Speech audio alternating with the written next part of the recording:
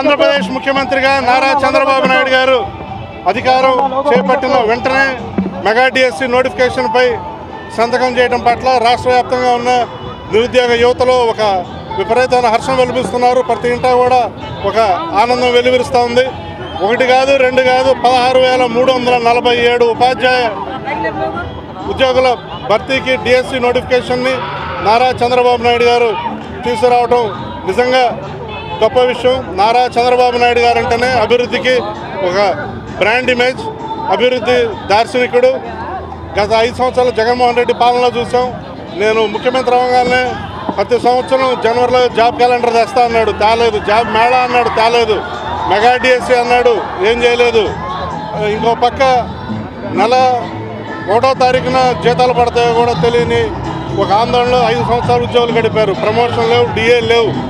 రాష్ట్రంలో ఒక చీకటి రాజ్యం వెలిగింది. ఒక పక్క ప్రభుత్వ ఉద్యోగుల పరిస్థితులు ఉంటే ఉద్యోగాలు ఉపాధులు లేక, ప్రైవేటు సంస్థల్లో ఉద్యోగాలు లేక ప్రజలు పొట్ట చేత పట్టుకుని పక్క రాష్ట్రాల తరలి దారుణమైన పరిస్థితులు 5 సంవత్సరాలు జగన్మోహన్ రెడ్డి పాలనలో రాష్ట్రం నెలకొన్నాయి. మళ్ళా మంచి రోజులు వచ్చాయి, మళ్ళా చంద్రన్న పాలన వచ్చింది, మళ్ళా ఉద్యోగాలు ఉపాధి వస్తూ ఉంది. నారా చంద్రబాబు నాయుడు గారు ఇచ్చిన మాట ప్రకారమే ఇంత 16,347 ఉద్యోగాలు చేసినందుకు అందరికీ మరొకసారి నారా చంద్రబాబు నాయుడు గారికి అందరం ధన్యవాదాలు.